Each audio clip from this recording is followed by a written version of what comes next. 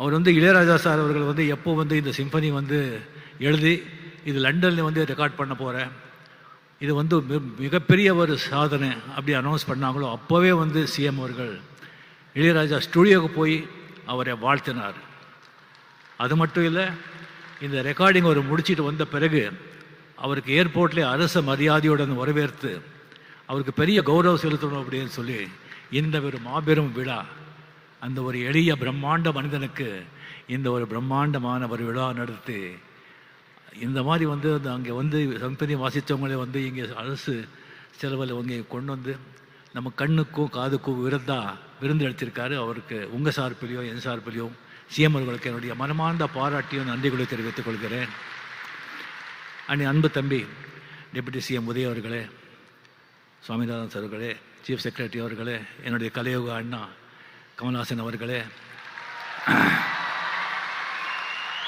நான் அதிசய மனிதர்களை நான் வந்து புராணத்தில் படிச்சிருக்கேன், இதிகாசத்தில் படிச்சிருக்கேன். அது நான் கண்ணாலே பார்த்த அதிசய மனிதர் இளையராஜா அவர்கள்.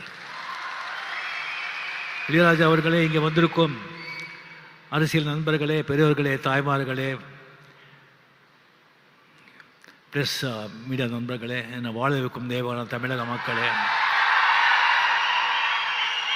இங்கே நான் சுவாமியன் கூப்பிட்ட இளையராஜா அவர்களை வந்து இவரை பற்றி பேசணும்னு சொன்னால் நிறைய பேசலாம். ஆனால் ஒரு நேரம் கருதி சிஎம் அவர்களுடைய நேரம் அது ரொம்ப நான் எடுத்துக்கக்கூடாது. அதுக்காக சில விஷயங்கள் மட்டும் இளையராஜா, அந்த மாதிரி ஒரு இளையராஜா ஒரு இசையமைப்பாளராக உலகத்தில் வாழும் அனைத்து தமிழக மக்களின் ரத்தம் நாரி நரம்பில் வந்து அவருடைய இசை, அவருடைய பேர் ஊறி போயிருக்கு. இப்போ ஜஸ்ட் ஒரு நோட் அடித்தாலும் எப்படி நீங்கள் பிடிச்சி இது பண்ணுறீங்க பாருங்கள். ஒரு 70s 80s 90s வந்து ஒரு போட்ட பெட்டுகள், ஒரு பாட்டுகள் இப்போ கூட ஒரு ஃபிலிமில் வந்து ஒரு 2-3 பாட்டு போட்டால் அந்த படம் சூப்பர் ஹிட் ஆகிடும். இப்போ கூலியில் கூட 2 பாட்டு நம்ம அதை நம்ம பயன்படுத்திக்கிட்டோம். ஸோ அந்த மாதிரி ஒரு அந்த அவர் இசையமைப்பாளர் இளையராஜா அவர்கள் பற்றி எல்லாருக்கும் தெரியும். அதை விட ஜாஸ்தி ஒரு மனிதனாக வந்து பெரிய மாமனிதனாக நான் வந்து அவரை நான் பார்த்துருக்கேன். அதுக்கு அவர் மேலே ரொம்ப நமக்கு கௌரவம். ஒரு 1600 படங்கள், 800 பாட்டுகள், 1500 பாடல் பாடியிருக்காரு, 508 பாடு எழுதியிருக்காரு. 50 வருஷம், இது சாதாரண விஷயமா என்ன? சரி, அவரை வந்துட்டு நான் பல விதங்களில் 50 வருஷத்தில் வந்து பல நேரங்களை சந்திச்சிருக்கேன். ஃபஸ்ட்டு நான் பார்த்த 74 வந்து ஜிகே வெங்கடேஷ் கிட்ட ரெசிடெண்ட்டாக இருக்கும்போது, நான் ஃபிலிம் யூனிவர்சிட்டியில் படிக்கும்போது அந்த ஸ்டுடியோ ரவுண்ட் போகும்போது பார்த்தேன். ஒரு சின்ன ஒரு பையன் அதிர்ஷ்டிங்க பார்த்தேன்.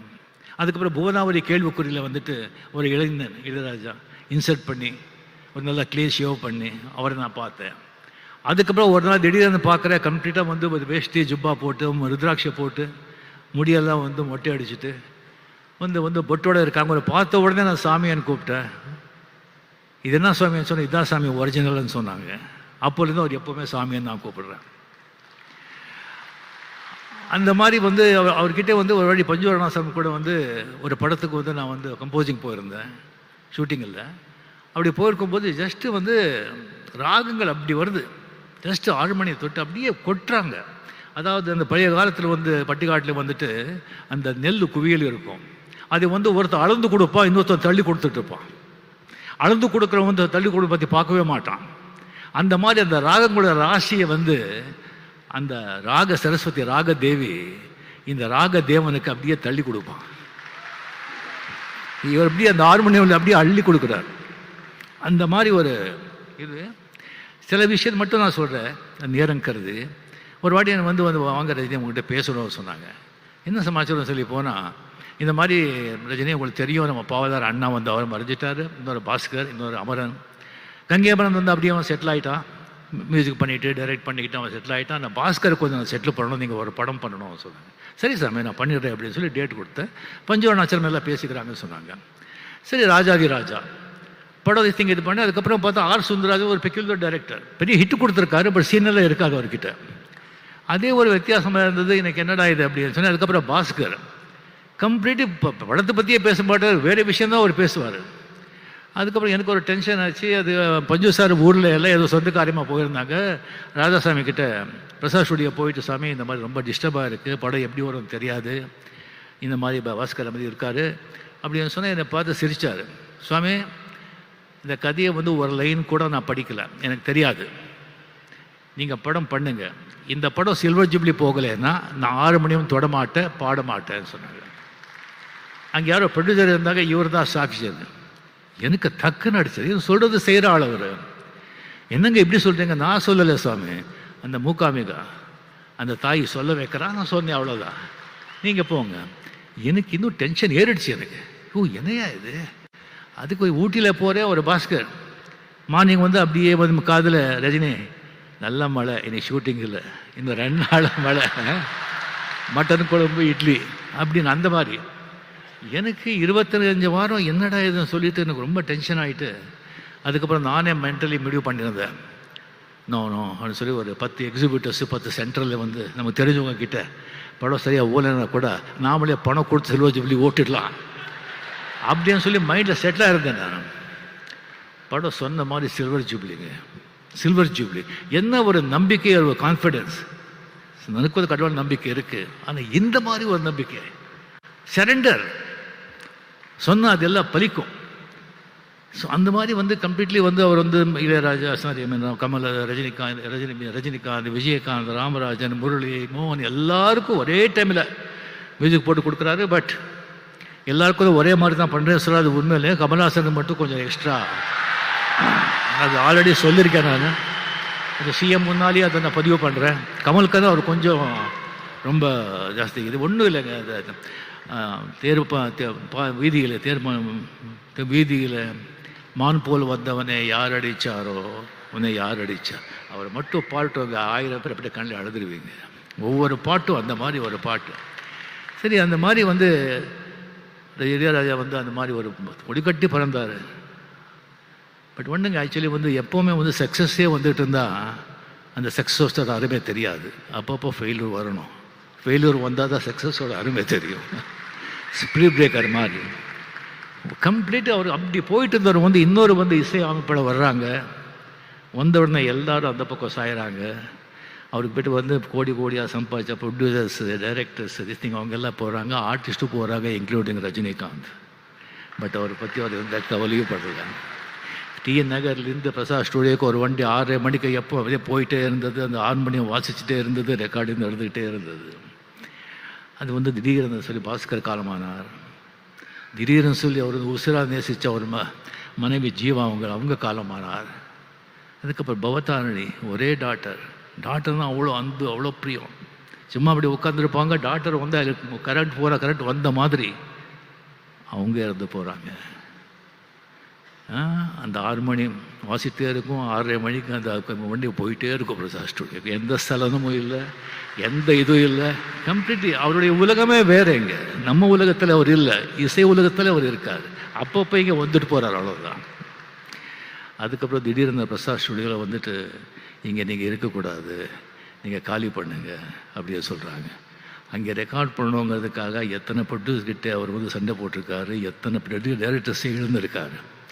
சரி, ஓகே, பரவாயில்ல அப்படின்னு சொல்லிட்டு அதே ரோடில் வந்து ஒரு ப்ரீமியர் தியேட்டரை வந்து வாங்கி ரெக்கார்டு தியேட்டரை கன்வெர்ட் பண்ணி எந்த ஸ்டூடியோ இருந்ததோ அந்த பக்கமே இளையராஜா போர்டு போட்டாங்க.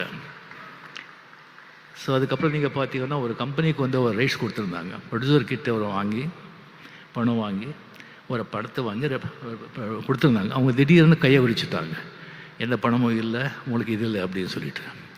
அவர் விட மாட்டார். கோர்ட்டுக்கு போனார், ஜெயிச்சார். எல்லா ரைட்ஸ், எல்லா ராயல்ட்டி இவருக்கு தான். அவருக்கு தலைமை திஸ்திக்கு இல்லாமல் எந்த டிவிலையோ, எந்த ரேடியோலையோ, எந்த படத்துலேயோ, எங்கேயோ கச்சேரி கான்சர்ட்டில் பாடக்கூடாதுன்னு சொல்லி 9 மணிக்கு அனௌன்ஸ் பண்ணுங்கன்னு சொன்னாங்க. எஸ்பி பாலசுப்ரமணியம் வந்து அமெரிக்காவில் பாடிட்டுருக்காங்க 6 மணி. சாமி சாரி, இப்போ சொன்னால் அவருக்கு பாடிட்டுருக்காரு, உங்கள் பாட்டு பாட முடியாதுன்னு சொன்னால் சட்டம் பைலா எல்லாருக்கும் ஒன்று தானே, என்ன இருக்கோ இது பண்ணுங்க. எஸ்பிபி வந்து டெஃபினட்டாக பாட மாட்டான், நிறுத்திடுவான். அப்படியே எஸ்பிபி கோச்சிக்கிட்டாங்கன்னு சொன்னால் அவனுடைய நண்பனே கிடையாது. அது பாடிட்டு இங்கே வந்து என்னை பார்க்குறான்னு சொன்னாங்க. அதே மாதிரி எஸ்பிபிக்கு வந்து அங்கே பாடிட்டுருக்காங்க, நியூஸ் போகுது. அங்கேயே அனௌன்ஸ் பண்ணி இனிமேல் இளையராஜா பாட மாட்டேன், வேறு மியூசிக் டைரக்டர் பாட மாட்டேன்னு நிறுத்திட்டு சென்னை வந்தோடனே அவங்க பார்த்தாங்க. 2 பேர் அந்த இண்டஸ்ட்ரி இழந்தது. ஒன்று எஸ்பி பாலசுப்ரமணியம், இன்னொன்று விவேக். இது 2 பேர் இடத்தையும் யாராலும் நிரப்பவே முடியாது.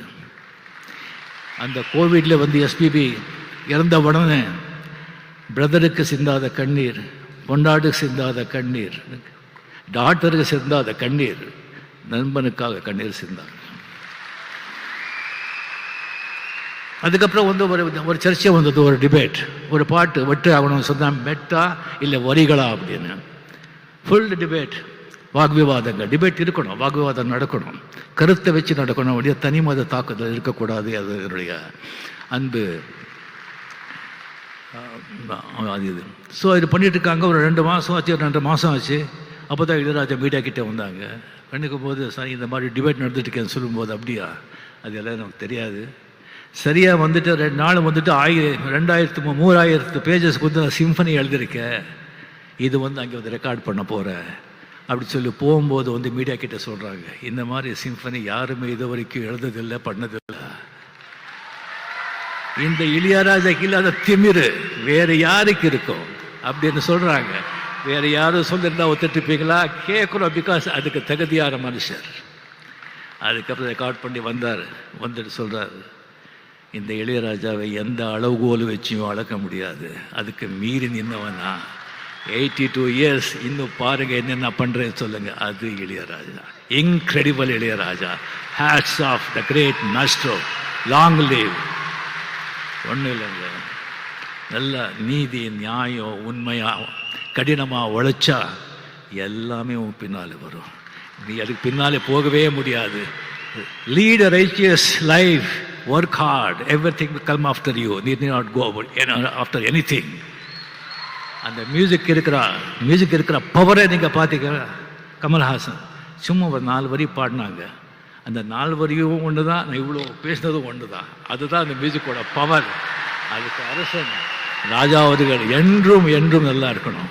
நீங்கள் நண்பர், உங்கள் கூட அத்தனை வருஷங்கள் அத்தனை வந்து நடந்திருக்கு, நம்ம பழகணுங்கிறதே நமக்கு மிகப்பெரிய பாக்கியம். தயவு செஞ்சு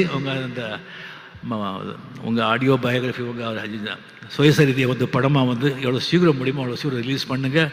நாம் எல்லோரும் பார்க்கறதுக்கு அவலாக இருக்கும். என்னை விட்டால் நானே ஸ்கிரிப்ட் எழுதி கொடுக்குறேன். நன்றி, வணக்கம்.